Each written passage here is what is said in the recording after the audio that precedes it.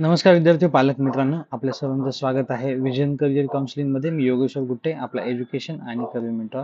तर जोसा round 6च्या allotment आता झालेल्या आहेत. 16 तारखेलाच अलॉटमेंट झालेली आहे. पण आता राऊंड 6 नंतर काय करायचं, बऱ्याच विद्यार्थ्यांना कन्फ्युजन होत आहे. IIT लागलेल्या किंवा NIT लागलेल्या विद्यार्थ्यांना यामध्ये थोडी क्लॅरिटी मिळत नाहीये. तर ही क्लॅरिटी आपल्याला देण्यासाठी हा व्हिडिओ बनवतो आहे. जोसा काउन्सिलिंग मार्फत ज्यांना सीट अलॉट झालेला आहे अशा सर्व विद्यार्थ्यांनी हा व्हिडिओ शेवटपर्यंत काळजीपूर्वक पाहायचा, जेणेकरून त्यांना पुढची प्रोसिजर समजेल. चला आपण प्रेझेंटेशनला सुरुवात करूया. यामध्ये आता जोसा राऊंड 6 नंतर IIT अलॉट झालेल्या मुलांनी काय करायचंय, NIT प्लस अलॉट झालेल्या मुलांनी काय करायचंय, त्याच्यामध्ये NIT IIIT GFTI मध्ये NIT प्लस म्हणजे आपण NIT IIIT GFTI याला आपण NIT प्लस सिस्टीम म्हणतो. त्यानंतर PF म्हणजे काय आणि CSAP म्हणजे काय, ही माहिती आपण या व्हिडिओमध्ये पाहणार आहोत. तर सगळ्यात पहिल्यांदा आपण बघूया IIT जर तुम्हाला अलॉट झाला असेल तर तुम्हाला काय करायचं. जसं की तुम्ही पाहू शकतात, सगळ्यात पहिल्यांदा तुम्हाला तुमचं रिपोर्टिंग शेड्यूल माहिती करून घ्यायचं आहे. तर सध्या आपल्याला दिसू शकतं की जोसाच्या वेबसाईटवरती किंवा आपल्या जोसाच्या काउन्सिलिंगच्या वेबसाईटवरती तुम्हाला इथे जोसा काउन्सिलिंगच्या वेबसाईटवरती इथे ओरिएंटेशन, इथे जोसाच्या वेबसाईटवरती orientation of class and commencement schedule इथे दिलेला आहे. तर तो तुम्ही IIT जर लागला असेल, फक्त मी IITच्या विद्यार्थ्यांना सांगतोय, त्यांनी हा शेड्यूल बघून घ्यायचा आहे आणि त्यांनी शेड्यूलमध्ये जे काही सांगितलेलं असेल ते फॉलो करायचं आहे. इथे बघा, प्रत्येक कॉलेजचं काहीतरी वेगळं इथे प्रोसिजर तुम्हाला दिसू शकतं. ओके, प्रत्येक कॉलेजची वेगळी प्रोसिजर इथे तुम्हाला दिसते की कुठल्या कुठल्या कॉलेजने 20 जुलैला बोलवलंय, कोणी 21 जुलै ओरिएंटेशन, 21 ते 26 जुलै आहे कुठल्या कॉलेजचं ओरिएंटेशन. ते बघा, हे फक्त ओरिएंटेशन किंवा कॉलेज कधी स्टार्ट होणार याची माहिती आहे. आता ऍडमिशन प्रोसिजर नेमकी काय आहे, ती कशी पाहायची, तर बघा, ती पाहण्यासाठी तुम्हाला रिस्पेक्टिव्ह IITच्या वेबसाईटवरती जावं लागणार आहे. रिस्पेक्टिव्ह IITच्या वेबसाईटवरती गेल्याशिवाय तुम्हाला ते कळणार नाहीये. तर सपोज तुम्हाला आता IIT खरगपूर आपल्याला बघायचे, IIT खरगपूर. तर IIT खरगपूरच्या वेबसाईटवरती तुम्ही जायचंय. ओके,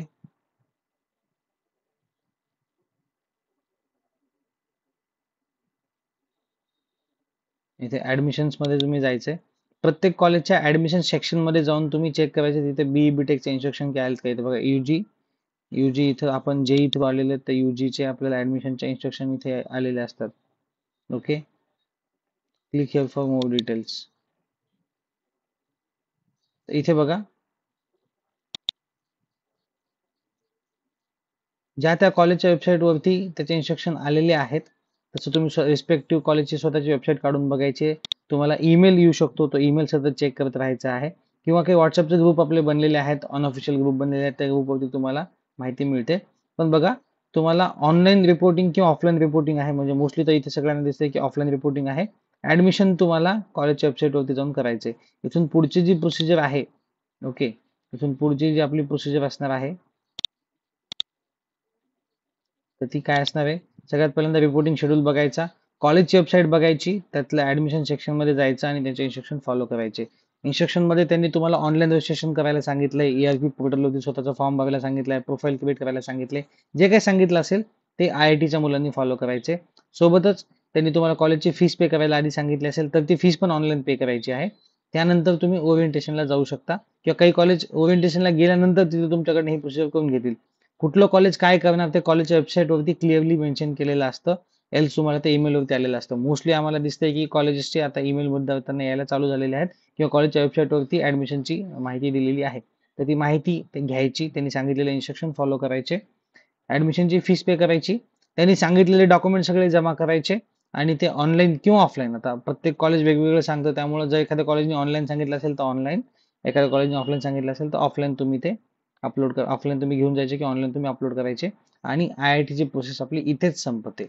IITच्या मुलांनी काही एवढंच करायचंय की रिपोर्टिंग बघायची, कॉलेज वेबसाईट चेक करायची, वेबसाईटवर काय आलं असेल तर फॉलो करायचं आणि ओरिएंटेशन करायचं. निवांत बसायचं नाही, सतत चेक करत राहणं विद्यार्थ्यांचं काम आहे. ते सगळ्या विद्यार्थ्यांनी न चुकता करायचं आहे. आता NIT प्लस सिस्टीम मधल्या मुलांनी काय करायचं बघा, राऊंड 6चा निकाल तुम्ही पाहायचा आहे. त्याच्यामध्ये बघा, आता तुम्हाला फ्रीज, फ्लोट, स्लाइड असं काही नाहीये. आता तुम्हाला डिरेक्टली सीट ऍक्सेप्ट करायची आहे. ओके, ज्यांना पहिल्यांदा सीट अलॉट झाली त्यांनी सीट ऍक्सेप्टन्सचा प्रोसिजर करायचं आहे. ज्यांनी ऑलरेडीच ऑनलाईन रिपोर्टिंग वगैरे केलेली त्यांनी हे करायचं गरज नाही. त्यानंतर पुढचं महत्वाचं बघा, candidate must pay PF to confirm the seat at JoSAA. तुम्ही सीट लागलं तेव्हा seat acceptance fee SIF pay केली होती, जी होती 30,000 आणि 30,000 आणि 15,000 रिस्पेक्टिव्हली होती.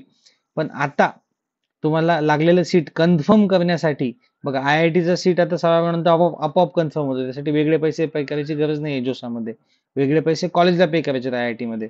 पण NIT प्लस सिस्टीम मध्ये जोसामध्ये आधी सीट ऍक्सेप्टन्स पे करावं लागतं, नंतर पार्शियल ऍडमिशन फीस पे करावी लागते. जर तुम्ही पार्शियल ऍडमिशन फीस पे केली नाही तर तुमचं लागलेलं सीट कॅन्सल होतं. ओके, त्यामुळं NIT प्लस सिस्टीम म्हणजे NIT IIIT GFT लागलेला प्रत्येक विद्यार्थ्यांनी पार्शियल ऍडमिशन फीस पे करायची. ती अजून सुरू झालेली नाहीये. 23 ते 27 जुलै दरम्यान ती असणार आहे. तर 23 ते 27 जुलै दरम्यान ऑनलाईन आपल्या लॉग इन मध्ये जाऊन आपण 45,000 ओपन OBC EWS च्या कॅन्डिडेटनी आणि 20,000 SC च्या कॅन्डिडेटनी आपण पे करून घ्यायचे आहेत. पण लक्षात ठेवायचं की NIT प्लस सिस्टीम मध्ये पार्शियल ऍडमिशन फीस कंपल्सरी आहे. IIT सिस्टीम मध्ये कसलंही पार्शियल ऍडमिशन फीस आता ऑनलाईन पे करायचं नाही. ते तुम्ही कॉलेजच्या वेबसाईटवर जाऊन कॉलेजचे इन्स्ट्रक्शन ऐकून कॉलेजला फीस पे करायची. पण इथे जोसामध्येच तुम्हाला अजून एक फीस पे करायची जर तुम्हाला सीट कन्फर्म करायचं असेल तर. इन केस तुम्ही जर PF पे करायचं विसरला तर तुमचं जोसाचं लागलेलं NIT IIIT GFT seat cancel होतं. आणि कॅन्सल झाल्यानंतर तुम्ही परत CSAB मध्ये जाऊ शकता. तुम्ही सीट घेऊन पण जाऊ शकता, न घेता पण जाऊ शकता. तेव्हा बेटर काय की सगळ्यांनी न चुकता पार्शियल ऍडमिशन फीस पे करायची आणि पुढे जायचं. अजून एक पर्याय काय, तुम्हाला जर इथून पुढे काही बघायचं नसेल तुम्ही विड्रॉल पण करू शकता. आता IIT मध्ये विड्रॉल नाही करू शकत, पण आता NIT मध्ये आपण विड्रॉल देखील करू शकतो. तर IITचा विड्रॉल करायचा 5वा राऊंड शेवटचा होता, पण NIT सिस्टीमचा हा राऊंड आहे. तुम्हाला पुढच्या सीसॅबला जायचं नाही, महाराष्ट्रात बघायचं असेल त्या केसमध्ये तुम्ही विड्रॉल देखील करू शकता. ओके, आता PF म्हणजे काय, जसं मी म्हटलं की पार्शियल ऍडमिशन फीस आहे. ही मॅन्डेटरी फीस आहे, ही द्यावीच लागते. ही जर दिली नाही तर तुमचं जोसामध्ये मिळालेलं NIT IIIT किंवा GFTचं सीट कॅन्सल करण्यात येतं. असं दाखवलं जातं की तुम्ही सीट ऍक्सेप्टन्स केलंय मान्य, पण पार्शियल ऍडमिशन केलं म्हणजे त्या सीटला पक्क करणं किंवा त्या सीटला कन्फर्म करणं आहे. म्हणजे 2 वेळा तुम्हाला फीस पे करायची असते. एक सीट ऍक्सेप्टन्स सगळ्यांनीच केलेली असते, नंतर पार्शियल ऍडमिशन फीस फक्त NIT प्लस सिस्टीम मध्ये करावी लागते. आता ज्यांना IIT लागले त्यांनी PF पे करायची गरज नाही. ज्यांना NIT plus NIT IIIT GFT लागले त्यांनी पार्शियल ऍडमिशन फीस न चुकता पे करायची. आता लागलीच पे करायची नाही, पॅनिक व्हायचं नाहीये. 23 ते 27 जुलै दरम्यान तुम्हाला ही फीस पे करायची आहे. ओके, आता CSAB म्हणजे काय, जोसा आपल्याला माहिती आहे. CSAB म्हणजे काय बघा, इथे लिहिलेलं आहे. After JoSAA 2025 rounds conclude, any vacant seat in NIT plus system will be filled through CSAB special rounds rounds. Mandatory fees to pay after JOSA rounds to confirm the seat at NIT plus colleges. Okay. इथे sorry, हे थोडंसं presentation मध्ये थोडासा content चुकलाय.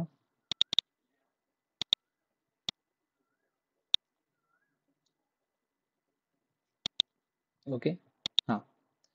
After JoSAA 2025 seat in NIT plus system will be fill through CSAB special round. म्हणजे NIT plus system मध्ये कुठल्या जागा शिल्लक राहिल्या असतील, कशामुळे शिल्लक राहिल्या, काही जणांनी विड्रॉल केलेला आहे, काही जणांनी डॉक्युमेंटेशन मध्ये त्यांच्या कमी म्हणजे डॉक्युमेंटेशन मध्ये प्रॉब्लेम आलेला आहे, की काही जणांनी पार्शियल ऍडमिशन फीस पे केली नसेल. अशा कुठल्याही केसमध्ये जर त्यांनी जॉईनिंग नाही केलं CSAB म्हणजे जोसामध्ये त्यांनी ते सीट कंप्लीट नाही केलं तर त्या सगळ्या शिल्लक राहिलेल्या जागांचं फक्त NIT प्लस सिस्टीम मधल्या म्हणजे NIT IIIT GFT मधल्या सीटचं वाटप CSAB मार्फत केलं जातं. Interested candidates must complete first registration, noting that all processes including registration, choice filling, locking, seat allotment and fee payment differ from JOSA official. म्हणजे जोसाचं सगळं वेगळं आणि CSAB पूर्ण वेगळं. ओके, तर तुम्हाला जोसामध्ये जर रजिस्ट्रेशन केलं असेल तरी CSABला वेगळं रजिस्ट्रेशन करावं लागणार आहे. त्यासाठीचं रजिस्ट्रेशन, कॉलेजची फिलिंग, त्यासाठी लागणारी फीस, त्यासाठी लागणारे ऑप्शन सगळं तुम्हाला नव्याने द्यावं लागणार आहे. त्याचा जोशाशी काही संबंध नसणार आहे, तुम्हाला वेगळं करावं लागेल. तर ज्या विद्यार्थ्यांना NIT प्लस सिस्टीम लागला आहे त्यांना अजून अपग्रेडचा चान्स आहे. यावर्षी CSABचे 3 राऊंड होणार आहेत. ओके, आता आपण CSABचा शेड्यूल देखील बघून घेऊया. इथे बघा, CSAB स्पेशल 2025 ऍक्टिव्हिटी झालेल्या आहेत, आपण ग्रुपवरती पण टाकलेल्या आहेत. तर बघा, 30 जुलैला CSABचं रजिस्ट्रेशन चालू होणार आहे. त्याआधीची एक महत्वाची अपडेट आहे ती म्हणजे जर जोसामध्ये काही डॉक्युमेंटेशनमुळे एखाद्या कॅटेगरीची जोसामध्ये एखाद्या कॅटेगरी रिझर्व्ह कॅन्डिडेट रिझर्व्ह कॅटेगरीमध्ये होता, पण जर त्याची कॅटेगरी ओपन मध्ये कन्वर्ट झाली असेल डॉक्युमेंटेशन असल्यामुळे, पण आता जर डॉक्युमेंट आला असेल तर तो CSAB मध्ये कॅटेगरी रिस्टोर करून जाऊ शकतो. म्हणजे समजा एक OBC कॅन्डिडेट होता पण त्याच्याकडे डॉक्युमेंटेशन नव्हतं किंवा प्रॉब्लेम आला, ओपन मध्ये कन्वर्ट झाला, आता त्याच्याकडे डॉक्युमेंट असेल तर तो ओपन मध्ये OBC मध्ये परत जाऊ शकतो. त्यासाठी जर 24 ते 25 तारीख दिलेली जर कॅटेगरी रिस्टोरेशन तुम्हाला करायचं असेल तर ओके, व्हॅकन्सी तुम्हाला जोसामध्ये 30 जुलैला सकाळी 10 वाजता दिसेल आणि त्याच वेळेला तुमचं एनरोलमेंट चालू होणार. तुम्ही 3 ऑगस्ट पर्यंत रजिस्ट्रेशन आणि चॉईस फिलिंग करू शकता. ओके, त्यानंतर 3 ऑगस्टलाच तुमचं 5 वाजेपर्यंत तुमचं रजिस्ट्रेशन एंड होतं, चॉईस फिलिंग पण एंड होतं. त्यानंतर पहिली जी यादी आहे, पहिली यादी 9 ऑगस्टला लागणार आहे. त्यानंतर बघा, याच्यानंतरचे जे काही प्रोसिजर आहेत त्या सगळ्या मी डिटेलमध्ये एक्सप्लेन करतो. पण लक्षात घ्यायचं की जर तुम्हाला सीसॅप मध्ये जायचं असेल तर 30 जुलै ते 3 ऑगस्ट तुमच्याकडे वेळ आहे आणि तुम्ही 30 जुलै ते 3 ऑगस्ट मध्ये सीसॅप साठी नोंदणी करू शकता. पण जोसामध्ये लागलेलं सीट IITच्या मुलांनी आता कॉलेजच्या वेबसाईटवरती प्रोसिजर करायची. NIT सिस्टीमच्या मुलांनी जोसावरती आता पार्शियल ऍडमिशन फीस 23 जुलै नंतर पे करायची आणि प्रोसिजर मध्ये राहायचं आहे. आय होप ही माहिती तुम्हाला व्यवस्थित समजली असेल. या व्यतिरिक्त तुम्हाला जर काही क्वेश्चन्स किंवा डाऊट असेल तुम्ही आम्हाला व्हॉट्सअपवरती रीच आउट करू शकता किंवा कॉल किंवा मेसेज करून विचारू शकता. सोबतच आपले व्हॉट्सअप ग्रुप आणि टेलिग्राम चॅनल सगळ्यांनी जॉईन करून ठेवायचे, जेणेकरून कुठलीच महत्त्वाची अपडेट आपल्याकडनं मिस होणार नाही. हे आमचे नंबर्स आहेत. या नंबरवरती तुम्ही कॉल किंवा मेसेज करून तुमच्या डाऊट्स असतील, प्रश्न असतील तुम्ही विचारू शकता आणि तुमचा प्रॉब्लेम सॉल्व्ह करू शकता. तर ही झाली जोसामध्ये राऊंड 6 नंतर काय करायचं याबद्दलची माहिती. इंजिनिअरिंग ऍडमिशनच्या अशाच माहितीपूर्ण अपडेटसाठी वेळोवेळी पाहत राहा विजन करिअर काउन्सिलिंग. थँक्यू.